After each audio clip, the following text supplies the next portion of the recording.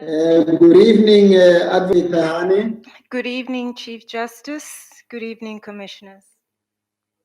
How are you, ma'am? Chief Justice? Yes. It's Commissioner Tepe. I just wanted, I have no questions, but before the candidate started, I just wanted to declare that the candidate was nominated by Mr. Maineche, who happens to be my husband, and I just wanted to put that on record. Thank you. Yes. No, thank you very much. And just to add, you informed us in advance that you were not even aware of it and sought our views on whether or not we think you should recuse yourself. And we said there is no need. Thank you very much for putting it on record, Commissioner Tsepe. Thank you, Chief Justice. Advocate, we're sorry to keep you waiting until now. I'm sure you've been observing that this has been a trend. We're really sorry it wasn't deliberate. Apology accepted, Chief Justice. Thank you very much.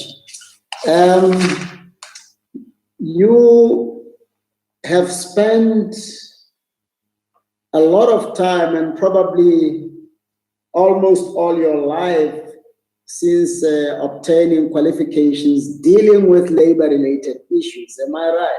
That is so, Chief Justice.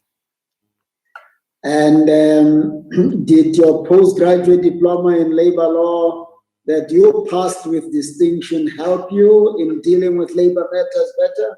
It certainly did so, Chief Justice. So, how many years did you spend with the Department of Labor?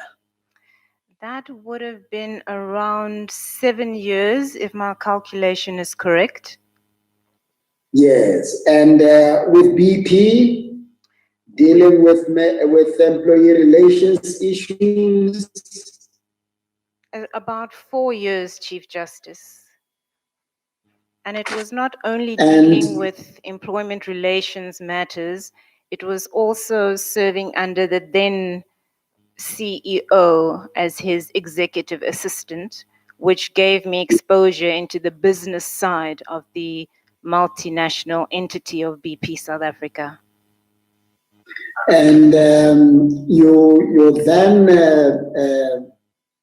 went to private practice, and you've been there for, is it for over 8 years now? Yes, it's about 8 years and 5 months. Before joining private practice, I was headhunted to join the South African Post Office as a senior manager of labor relations, and I spent about a year with the Post Office. So it has mainly been about labor law, labor relations. Indeed, Chief Justice. It has been about labor law, labor relations, and I would just like to mention that at the time that I joined the Department of Labor, that was at the dawn of our democracy. I had just been admitted as an attorney at the university, at the Western Cape High Court. And it was a time of our new dispensation. There were a number of labor laws that were promulgated at that point in time. The Labor Relations Act, 1995, the Basic Conditions of Employment Act, 97, Employment Equity Act, 98. I could go on. It was a critical time, and my joining the department at that point in time gave me the working knowledge of vast pieces of legislation, including legislation operative in the public sphere, the Public Finance Management Act, and various prescripts in the Public Service, the Promotion of Access to Information Act, the Promotion of Administrative Justice Act. So it was a vibrant time for me, and I feel that I joined at a very good time in the sense of my growth in labor law. But even as you served as a professional assistant, you went to a firm of attorneys that specializes in labor law, Puke Maseremule Incorporated. Is it so? Isn't that so? Indeed, Chief Justice. That was a very short period that I spent at Maseremule Incorporated. But yes, it is a law firm that specializes in labor law.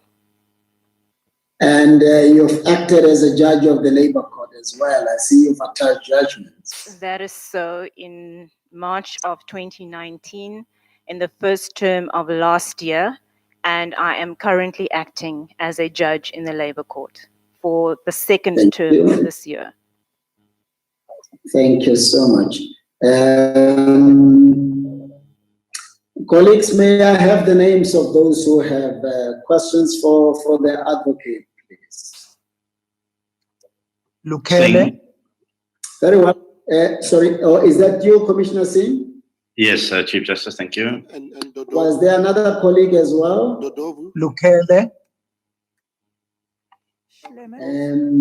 I didn't get the name just almost at the same time with Honorable Dodov. It was Schlemmer and Lukele. Or was it you? And Who else? Lukele, my colleague from Netland. No, you. Okay, sir. So it will be you this time. Okay. Okay. Yours is automatic. One of you come immediately after the JP. Any other person? Any other colleague? Did you get message here? Yes, I've got you here, SC. Thank you. Thank you. Judge President, over to you, sir. Thank you, Chief Justice. Advocate, not many questions. The first question I want to ask you, I see that since your admission, you practiced as a lawyer first, then you went to the department, then you went back to practice, then you went back to the department. So you've been, and then you went to private sector. So you were public sector, private sector. But I didn't see that you worked for any trade unions. Didn't you do any employee work? I didn't work for trade unions, JP, in the sense that in the manner in which you relate, my working with the trade unions came in. I will commence at BP, where there were the scope of work that I was involved in was wage negotiations. So I sat on a number of forums within BP, consulting with unions around BP policies and also around wage negotiations. I also sat at the industry level of the petroleum industry where wage negotiations happened, and as you would know, strike actions as part of that process came into play. So that was my involvement in the sense from working with trade unions. But you haven't. And now in practice, do you act for trade unions at all? I haven't had the opportunity for acting for trade unions, but as trade unions are representatives of employees, I have in my practice had the opportunity of representing employees, even though they were not members of trade unions, but I've done work where I represented employees in that sense. I've looked at your CV and I find it quite amazing in the sense that you've done lots of labor work. You've gone through all the legislations which obviously are applied in the labor court. But other than that, when you went into practice, I noticed it wasn't just labor work. You've also done lots of commercial work. Indeed. Including tax. Indeed. I mean, tax shop is a closed shop, tax court. Very few can make inroads into that. And I see you with your mentor, it seemed, which is, I never knew the wife of the mentor is a commissioner, but Advocate Phehane, SC, and he's also the one who nominated you. See, he used you in lots of labor, tax matters. He happens to be very much like you in a sense that he's an expert both in tax and labor law, and he does commercial work as well. And you've done lots of commercial work. I don't know why you want to come and impoverish yourself to be a judge. Yes, JP. When I went into practice, I wanted to diversify my practice, given that I had spent approximately 12 years in the labor relations field. My first brief as a counsel was in tax law. And how that brief came about is because I took a decision to join a group at that time that was male, senior, and predominantly an Afrikaans group. I took a decision to go into that group because I wanted to learn. There is a saying that says, when the student is ready, the teacher appears. And because of my disposition, I attracted people who wanted to bring me under their wing. So most of the briefs around tax were handled by a white male senior counsel. So they brought me in and there was a skills transfer. I also wanted to further diversify and do other aspects of law, and that includes medical negligence matters. That includes matters of the RAF from the point of view where I was appointed in about 3 cases as a curatrix for persons who had been injured in motor vehicle accidents. My practice is diverse, JP. I have done commercial work, as you have said. I've also done a bit of trademarks and a general practice of an advocate. And you've acted in the labor court on 3 terms. Do you still find that you still have passion for labor work? I thought you might by now want to diversify and go somewhere else. I have passion for labor law. When I first walked into the labor court for my initial acting opportunity, I felt at home. My visits to the labor court was when I was still a manager in employee relations at the Department of Labor. And also when I was at Masermule Incorporated, I had the opportunity of visiting the labor court. So it is a court that I enjoyed visiting and practicing in. So coming in as a judge, for me, with my experience, working experience as an attorney, understanding how to bring a matter to court, the importance of serving documentation, the importance of the conduct of proceedings in court. Later on, as a legal advisor, a manager, and a senior manager in employee relations, understanding how at the cold face where I was involved in disciplinary inquiries, hearings, incapacity hearings, consultations, wage negotiations, and then coming as an advocate and learning the practice of an advocate assisted me greatly. So when I sit in the labor court, I feel that I'm at the apex and all my experience comes together, and that is the way in which I make a contribution as an acting judge because of my working experience. The last thing I want to say is that I know and I've seen you've done more than 20 judgments. I've seen about 20 of them. And you said none of them on appeal. There is one on appeal, which is going to be heard in 2 weeks' time. But they have been reasonable. Thank you. I have nothing else. Thank you, Chief Justice. Thank you, JP. Thank you, Judge President. Mr. Lekela? Thank you, Chief Justice. Advocate, you spent only a year at the post office. That Is there a reason why you spent just 1 year? Yes, there is a reason. When I just want to take it back a little bit. When I finished at university, I had always wanted to be an advocate.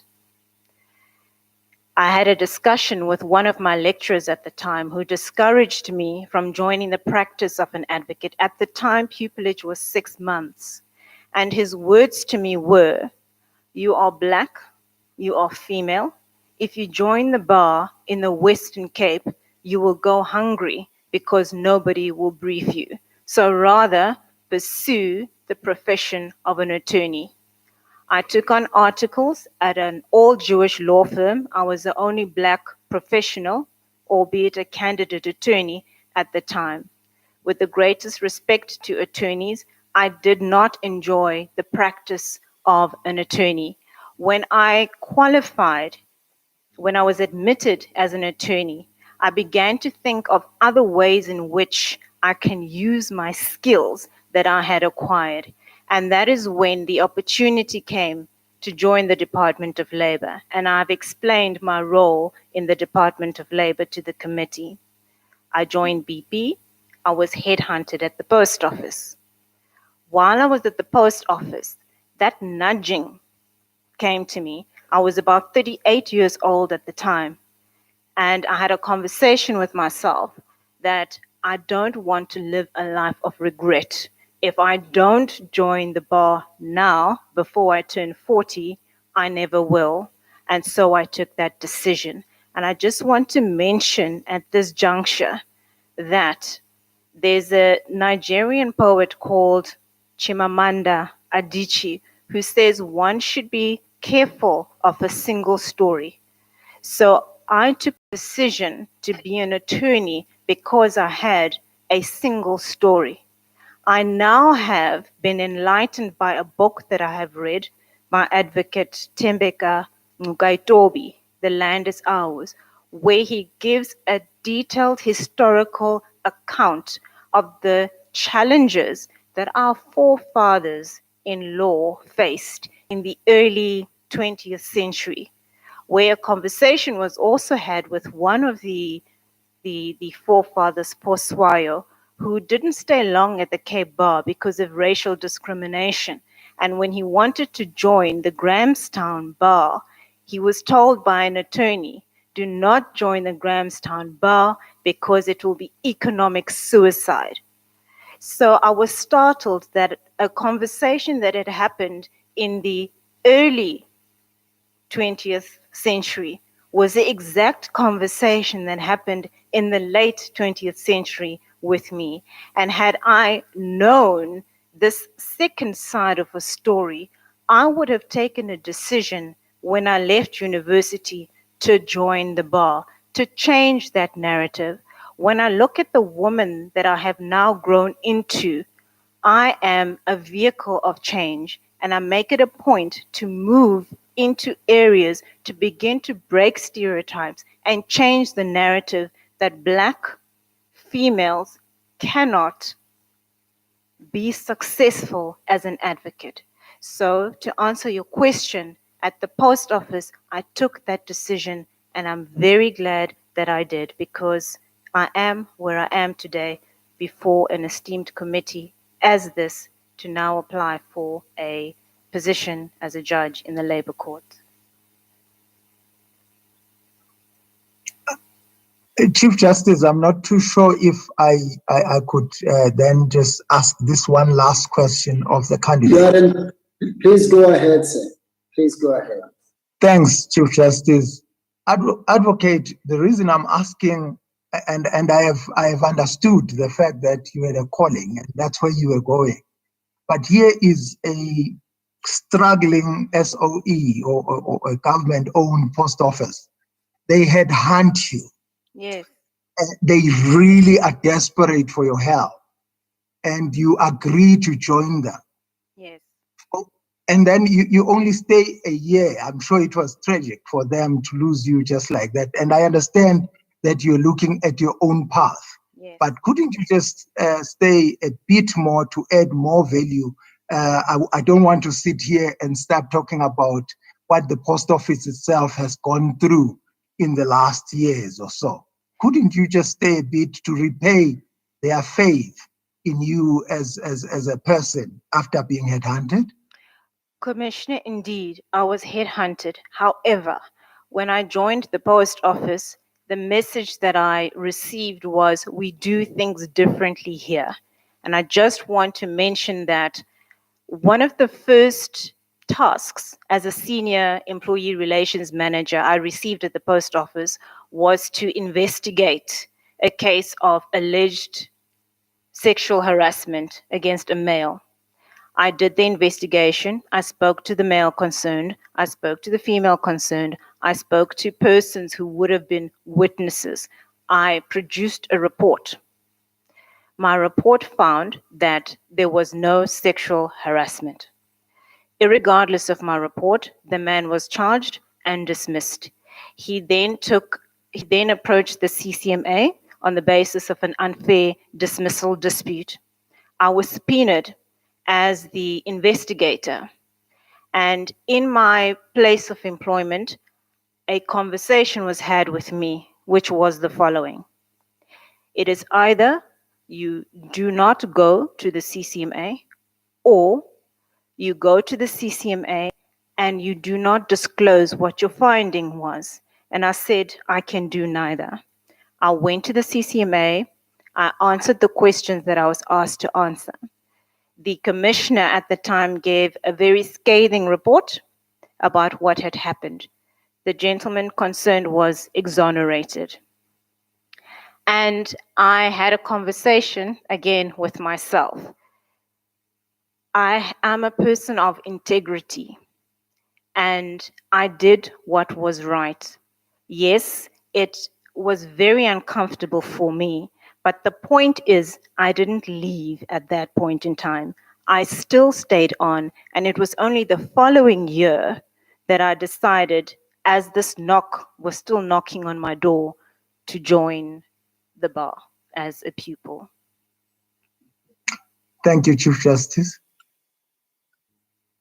Thank you very much, sir. Honorable Singh. Thank you very much, Chief Justice. Good evening to you, Advocate. Good evening, Commissioner. Good evening. Just to confirm for the record, we've received your tax clearance certificate. So just to say that you did send that. Thank you. Good. Thank you. You know, what's been troubling me for a while, and I think it's troubling South Africa, is a very high unemployment rate, particularly amongst our youth. You know, very, very high percentage of youth are unemployed and really desperate. Now, you've been involved with the Department of Labor since its inception, or nearly since its inception. There are commentators who would say that our labor laws are what is preventing people from getting jobs. Although my belief is we must treat everybody fairly and provide them with proper wages, etc. What is your view? What can we do, you know, to shift this unemployment to employment, particularly of our youth? Is it the laws that are preventing us from doing that, or is it something else? I think it's broader than that, Commissioner. What I have observed being a mother of a young child who is, well, a young adult who is now in her second year of university, is that the youth think differently than we do. So the traditional jobs of being a lawyer, being a doctor, being an engineer, the youth have moved away from that and are looking for ways in which they can express themselves as they are in their chosen areas, and it's vast areas that youth are looking at. Now, the entry into entrepreneurship opportunities is very difficult in South Africa. And if we could look at ways in which we can listen to the youth, hear what it is that they want to do, and begin to have programs to assist them, I feel that we will start making strides in the right direction to get the high number of youth unemployment down. Just as a follow-up, will you be prepared to give that advice to the authorities that be? Indeed, I'm always happy to help and to look for solutions. I think when we communicate and we are open-minded, solutions then come about. I think young people are looking for torchbearers, and I hope that you could be one of those torchbearers. I would be whether honored you're appointed. to. I would be honored. Thank you, Chief. Thank you, Advocate. Thank you, Chief Justice. Thank you, Honorable Singh. Honorable Dodovu. Thank you, Chief Justice. Good evening, Advocate. Good evening, Commissioner.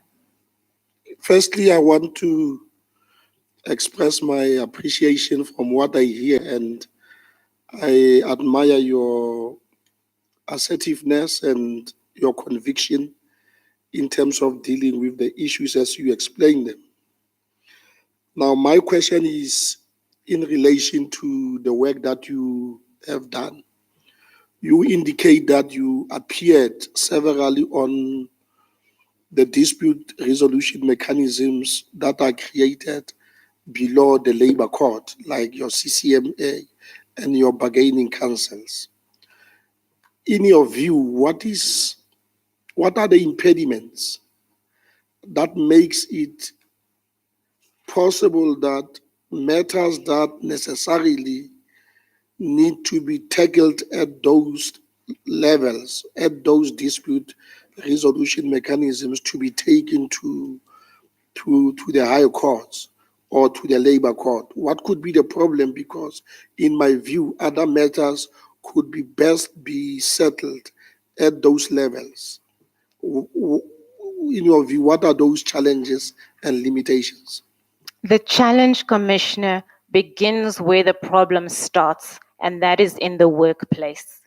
When you have clear policies and procedures on how to deal with issues of misconduct, issues of unfair labor practices, your disputes about promotions, your disputes about harassment, your disputes about victimization, disputes about poor performance, incapacity.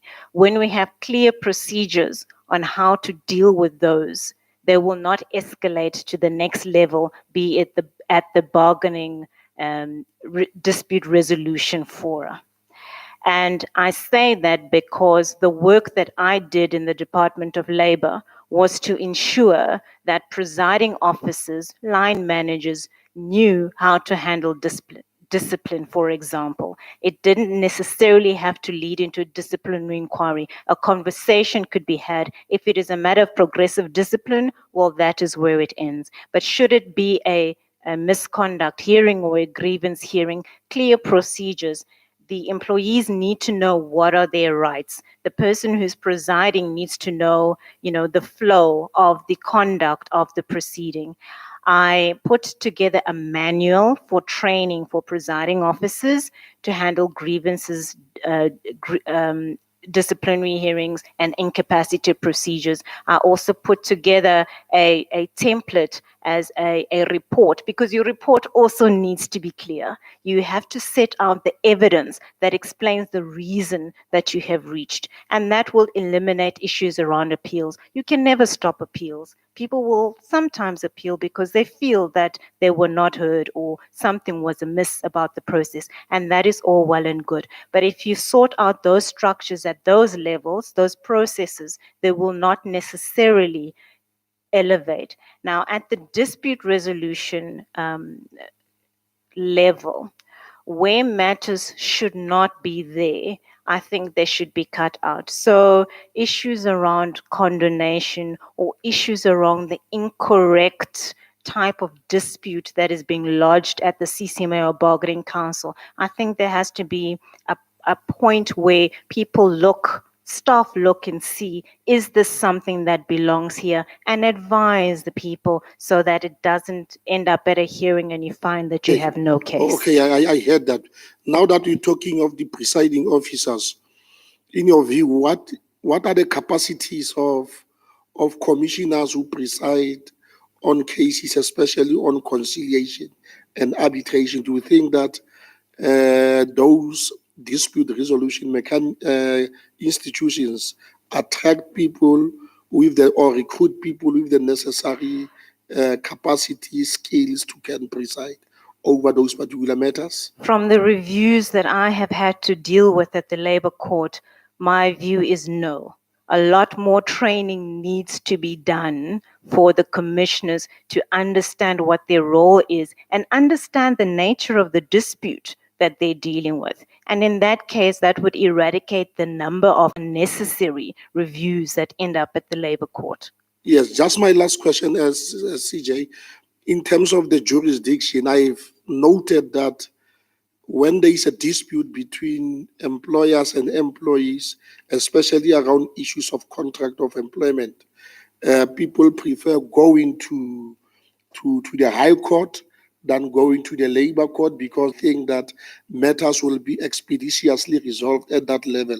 What could be the reason so that, because this is a specialized court to deal with labor dispute, that what is it that can be done to ensure that such matters are handled at the level of the Labor Court without, so that they mustn't burden the higher courts, which are also pressurized in terms of the volume of the matters that they handle?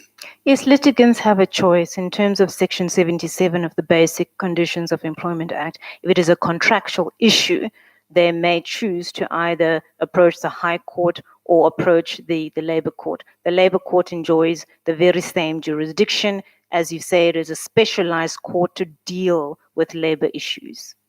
Thank you very much. Thank you, CJ. Please add me, CJ. Follow up, CJ. I'm adding you, Honorable Sigogo, who has follow-up colleagues. It's Matanzela. Please follow up, sir. It's not Sigogo. It's Sorry, not Sigogo, it's Malema. Oh, okay. CJ, do you have me on your I'm list? sorry. I think I might have fallen off. Prof, you are here. Okay. You are actually next. Okay, thank you. Okay.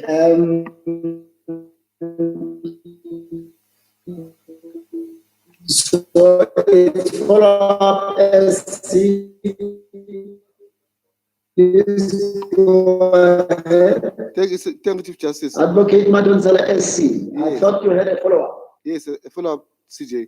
Just on what Commissioner Todov has just conversed with you about jurisdiction. You know, I'm always amazed about the amount of technical points that come up of the labor court environment. You know, when the LRA came into force in 1995, we had such excitement about the process that was going to be quick fix for employees. But when you go to the labor court, I'm surprised about points, technical points, jurisdiction, local standing, non-joinder, prescription.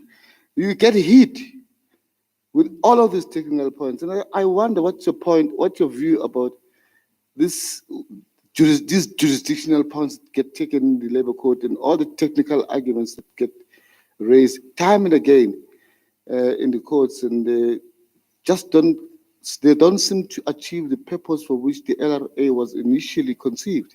What's your view on that? Thank you, Commissioner. Yes, a number of preliminary points are raised, not only at the Labour Court, but also at the High Court. I feel that if there is merit in raising the preliminary points, then so be it.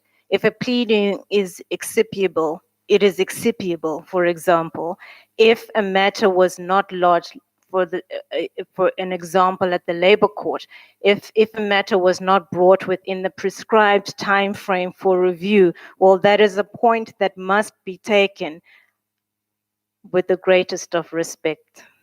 I don't think that preliminary points that lack merit should be taken just for the sake of being taken. I agree with you on that. But where there is merit in the preliminary point, by all means, it is within the litigant's right to raise those points. That's exactly my concern. You know, that court is usually frequented by unrepresented people, non-lawyers, union members, who sometimes get overwhelmed by this. I mean, I as an advocate get sometimes overwhelmed with the amount of technical points, and I just wonder how much the unions can bear with this, and individuals can bear with the technical arguments that keep on get raised by usually employers against poor litigants in that court, and I just find it just very odd. Yes, Commissioner, might I add that my approach to self-representing employees or union members where there is a lack of understanding on the court rules is to advise them to approach either a pro bono office, and I make it an attempt to explain the procedure to them. For example, yesterday I was confronted with a situation where a self-representing litigant didn't know how to oppose the application that was served on him. He just wrote a letter saying what his side of the story was. So I made it a point to let him know that there are rules that need to be followed in order to oppose. And what he would need to do is to approach the pro bono office. Very fortunately, his opponent was not obstinate, and they agreed that the matter could be postponed for the purposes of him seeking the correct advice in order to oppose that particular matter. Thank you, Chief Justice. Thank you very much. SC, Professor. Thank you, CJ. Good evening, ma'am. Good evening, Professor. I'm very impressed to see the type of work that you are doing at the bar. And I was wondering why you have not considered putting your name forward to act in the normal court and not only in the labor court. Will you not get eventually, well, fed up with labor matters? You have a fairly diverse practice, it seems. And also when I look at the appointment to the Payments Association of South Africa's panel, that's also quite exciting new work, which you might not be able to continue. I don't know. If you were to be appointed to the Labour Court, would you mind commenting on that? Yes, to start with the last one, Commissioner, I was appointed at the end of last year in October, and the first work only came about in March, towards the end of March. And then I had an acting appointment. So yes, to your point, that opportunity would have been short-lived. I have sought to work in the, acting appointments in the High Court in Gauteng. That didn't come to fruition. However, the door that opened for me to act was at the Labour Court, where I was invited. And as I said, I enjoy that work thoroughly. I wouldn't get fed up, or should this panel see it fit to appoint me. What I would like to do in a number of years after I become settled is to seek acting appointments in the different high courts so as to expand the experience that I have already acquired as a counsel. And what is your judicial philosophy when you sit in the Labour Court? My judicial philosophy is, and it really comes from my upbringing, is to always have in the forefront of my mind the democratic values of human dignity, equality, of freedom, in the manner in which I conduct the court proceedings and in the manner in which I pen my judgments. And when I say it is from my upbringing, it is because as a very young girl in the 1980s, my family, and this was the vision of my father, who is late now, decided that the family should live in a neighborhood that was all white, because he saw himself as equal, as dignified, and he believed in the value of freedom even back then. So those are the values that are naturally inculcated in me, and that is my judicial philosophy. Thank you, ma'am. Thank you, CJ.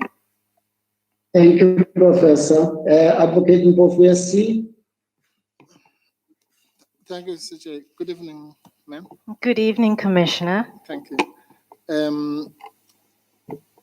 Well, I've been covered on the issue of jurisdiction. Firstly, happy birthday for yesterday. Thank you very much, Commissioner. I'm Yeah. still feeling celebratory. Thank you. Well, yeah, keep it up. Thanks. No, I'm just worried. There's the issue that Commissioner Madonsela is raising. The background of the Labor Relations Act and the skewed bargaining power, which is inherent in the system, because you're going to have, you know, Anglo-American or the biggest company versus a cleaning person in that company. And as you say, some of the people don't even know what is a notice to oppose and all those kinds of things. So the system is directly skewed against employees. Given your background, should we be worried that because you come from the corporate sector, so to speak, that you might not deliberately have a bias, and maybe bias is not the right word, a leaning, yes, that's a better word, a leaning towards employers. You know what I mean? Inherently. In other words, your first, there was a debate we had here, for example, that prosecutors might have a leaning towards the state as opposed to accused. Yes. So it's that kind of question. You get my question? Yes, I do, yeah. Commissioner. My stance is the following, that in Department of Labor and in BP, employment relations gave advice to managers, to the employer, as well as to employees. So in instances where it was clear that the employers were being unfair, advice was then given to the employees as to what their rights are to resolve whatever issue it was at that given point in time. So I am not inclined towards, because of my work experience, towards, you know, corporates. I think that would be grossly unfair. Thank you very much. And given that the Constitution says that everyone has a right to fair labor practices, whether you're a big company or a cleaner. Thank you. Thank you, Chief Justice. Thank you very much, SC. Honorable Malema. Good evening, ma'am. Good evening, Commissioner. I thought I was not going to ask, but let me ask this. This thing of justice must not only be done, but must be seen to be done. So what does it say about you and all of us that you get nominated by a husband of a commissioner, and that commissioner sits here in her right conscience, sit here, and this commission appoints you? Do you think people will think that this was a fair process where husbands and wives nominate and appoint and nominate? Is it a fair thing to do? Commissioner, I think I heard my sister commissioner saying that she did not even know, if I heard correctly. And I was not only appointed by Advocate Manager SC, I was also appointed by a firm of attorneys, another senior counsel, and an attorney who does work on her own and for our church as well. So my view on that is that she has made the disclosure, and I believe I heard her say that she made the disclosure even before I appeared before you. No, but when you took that seat, she knew, she knows. She was sitting there, she's sitting here, she's going to be voting. Her husband nominated you. In the all fairness of judges and judiciary and neutral people, is it fair from a layman's perspective who's watching this from public that husbands and wives are nominating and appointing like that? They don't have that detail we're talking about, yes, of attorney and all of that. Yes. Is it sufficient to just declare and sit there and proceed like nothing is happening in the right conscience and in the eyes of the public?